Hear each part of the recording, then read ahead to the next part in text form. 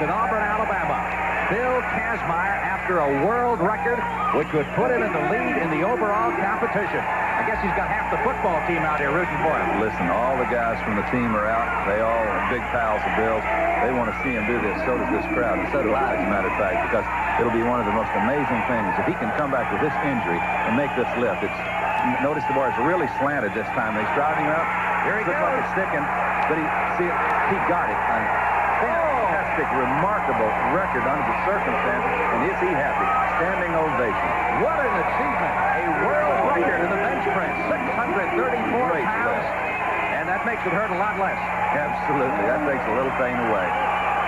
A marvelous moment. On the cart. 510 kilos, 1,124 pounds. Remember, this is only his third lift, and he's lifting more than half a ton. Prepare to lift. In your own time, lift.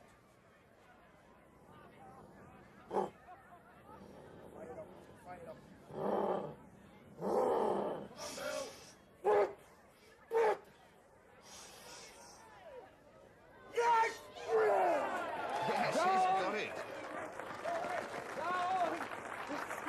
This is strength, he shouts, and no one's going to argue with that. And that magnificent lifting gives Bill his first win. Jamie Reeves shares second place with Ilka Numisto and beats some of the best.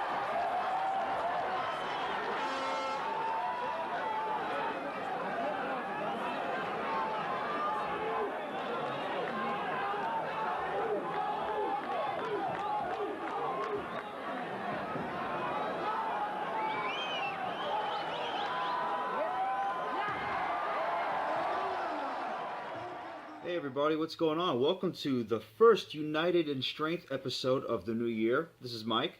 I hope your new year is starting off good, and at least I hope it's starting off better than mine is. Yeah, this hurts like hell right now. You might have seen this on my Instagram if you follow that, and if you don't, please make sure you do. I was lifting a belt squat machine for somebody and I grabbed it the wrong way. I thought I sprained my wrist, but actually I tore my cartilage. So I'm right now on some high grade anti-inflammatories, and in February we're going to decide if I have to do physical therapy or if I could start lifting again. Keep your fingers crossed, guys.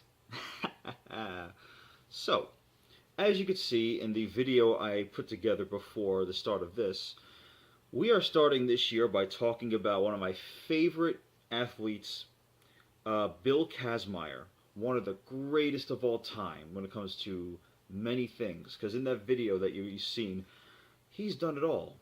Powerlifting. He's been a strongman competitor. He won the World's Strongest Man 3 times. And he has gone on to be a pro wrestler and freestyle fighter in Japan. So, yeah, right back at you. That's a lot I could cover on Bill Kazmaier, but that'd be a major digression from my primary target for this video, which is his bench press routine. There are a lot of reasons. There are a lot of people I could have chosen to do a bench press cover as far as bench press routines. I know I did something on Doug Young back over the summer. So why did I choose Bill Kazmaier? Because his chest was barrel thick. His chest was huge. And the fact of the matter is, two of his accomplishments were in the early 80s, 1980, 1981, he was the first man to bench press 634 pounds. And he also bench pressed 661 pounds. Which is a huge accomplishment, and that was a world record until Ted Archidi broke it with the first ever 700-pound bench press. And by the way, we're talking raw bench press. We're not talking about geared. I'm not saying anything bad about geared bench pressing. But in doing research, I noticed that it's a very high volume routine. And I myself began doing training in a way that's a lot more high volume than I was used to do. I was training in the 5-3-1 style for 2 years straight, and that's longer than anybody should be doing any program. But I saw my best gains as far as squatting and deadlifting on that. And then one day my body just had enough and was no longer responding. But let me tell you, from a 260-pound squat to a 330-pound squat back last May, it was a pretty good run. It was a very good 2-year run, let me tell you. So I noticed that some of the things that are covered in the bench press routine itself are very similar to Brandon Lilly's cube method, which is what I was starting prior to this injury. So that's some of the things I want to cover, and we're going to discuss that when we get into specificity later on in this. Alright, so we're going to start this off with talking about the frequency. Now, because this routine is is made just for improving your bench press, the frequency is that of 4 days a week. So much like Doug Young would maybe squat or deadlift every 10th day and spend 5 days a week doing nothing but bench work, this comes close. So this is a 4-day-a-week thing, which you could clearly separate to, say, Sunday, Monday, Wednesday, Thursday, or you could do an every other day type of schedule like I would do. When I was doing the cube method right before I got hurt, I would train Sunday, Tuesday, Thursday, and then Saturday, and start over again the next day, which would be Sunday. You could do that. You could switch around to anything that works in your schedule. Just make sure you get the 4 days down. Now, the way this works is there are 2 days where you focus just on bench pressing, and then you do 2 days where you focus on the rest of your upper body. In other words, your back, your arms, the shoulders, because you need strong lats as a basis, as that launching point to stabilize you when you're bringing the bar down to the bottom of your chest. It's the only way that you'll be stable enough to help push when you do the actual bench. You need strong delts for that too. But we'll get more into that when we later on. So the difference though, and here's the important part. 1 day for each workout, the 1 day for arms, 1 day for chest, both those days will be heavy. And then the next chest day and the next light day, you will be doing working with lighter weights. And this is actually very important because you're constantly stimulating your muscles. And stimulation is very important in this case because the chest is not as big of a muscle as, say, the quads or the legs. They need more stimulation. They need to be worked more. So if let's face it, when you're working with low reps and heavy weight, you're working the fast twitch muscles. And I've discussed this in the Doug Young video. And if you're working with light weights for more reps, you are working for hypertrophy. That's the slow twitch muscles. Muscular endurance, very important. I believe I mentioned that in my article too on this. So while you are working with light weights and more reps for both your upper body day and your chest day, strictly chest, you're recovering from your heavy day while still getting the blood flow where it matters the most. So I think that's a great idea. So that's something to think about. Next up.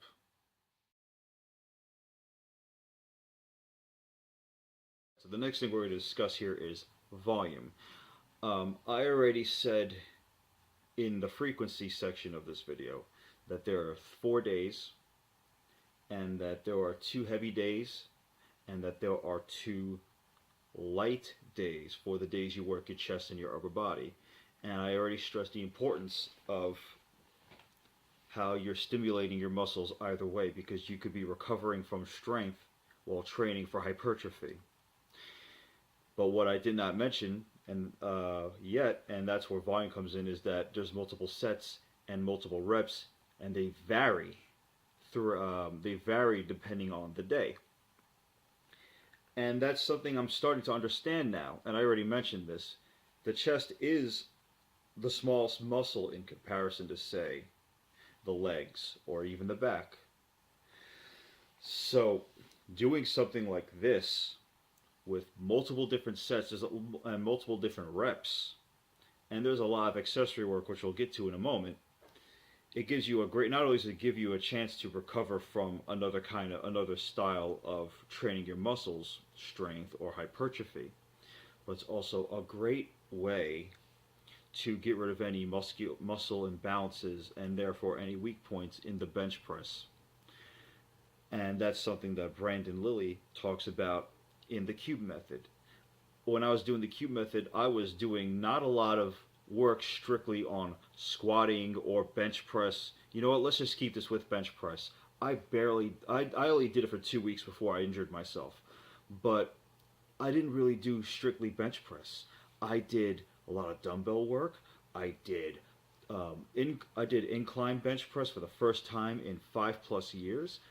Dumbbell incline bench press, which I'd never done before, and floor presses for the first time. I did my speed work was 8 sets of triples for floor presses at 80% or maybe 70% of my 1 rep max. I do not remember right now. And then on the accessory day, the bodybuilding day, day 4, I would do dumbbell flies, which I now understand can be very beneficial, not just because you're getting the squeeze in the middle like you would if you're benching and you're bringing the bar all the way up, but that brought 1 day of doing flies, made the outer part of my chest the thickest it had ever been, with just 10-pound dumbbells. Go figure. So it makes me believe that Brandon might have been influenced by Bill Kazmaier, and perhaps rightfully so. Next up will be specificity. Alright, so the last thing we're going to talk about here is something called specificity. Any proven professional will tell you that your work, the way you train, must be specific to your goals. And to make it more technical, your accessory work in the type of style that goes with the type of style you're training in must mimic what you're doing. So in this case, if you're training to have a better bench press, your accessory work should mimic the movement, and also it will help to prevent muscle imbalances, which I think I spoke about earlier. The one exercise I'll bring up specifically, because the first time I heard about it was through Brandon Lilly, is lat pull downs to the chest. And there's a difference between lat pull downs and lat pull downs to the chest. With a proper lat pull down, a traditional lat pull down, you'll take, say, a wide grip pull down. You'll take the bar and you'll sit as straight as you can, looking kind of up, and you'll bring it down to your chest while you squeeze your lats, and then bring it back up. Done. Boom shakalaka booyah. With a wide grip pull down to your chest, however, what you do is you'll grab it the same way, of course, but instead of sitting back up, you'll lean back, right? You'll lean back, and while squeezing your lats down, instead of the bar landing at the top of your chest, it'll be at the bottom of your chest now, kind of like the descent of a bench press. Think about it. When you're bench pressing properly, you're tucking your elbows in. When you're doing a wide grip pull down, you're gripping it at the handles or slants. You're going to tuck your elbows in just a little bit. And you're going to bring it down, and you're going to squeeze, and that's going to be the descent. So that's just one way. Now, as mentioned earlier, this is divided into 4 days, 2 light days, 2 heavy days. And talk about specificity. Day 1 and day 2 are very training specific. Day 1 is dedicated strictly to chest and a little bit of deltoid. Day 1 will be competition style bench press, followed by a wide grip bench press, followed by a narrow grip bench press, followed by front deltoid raise, followed by the lateral raise. And I think that's great because 3 different grip widths will train 3 different parts of the chest, clearly. Competition style bench press, you'll do the entire chest and your deltoids, With the wide grip, you're more or less doing your outer chest. The narrow grip it's a close grip bench press. And for the front deltoid raises, you need your shoulders to help you bench anyway. You're working out your shoulders when you're bench pressing, regardless. Day 2 will be an upper body day, essentially. Arms and back. You'll start off with a skull crusher or a lying tricep extension, and you're going to start off with 2 warm-up sets before you do the main work, followed by a tricep push down, followed by a seated hammer curl, followed by seated rows for those lats, and once again for the lats, the wide grip pull down to the chest to close it off. Now, this program, much like Brandon Lilly's Q method, lasts 10 weeks.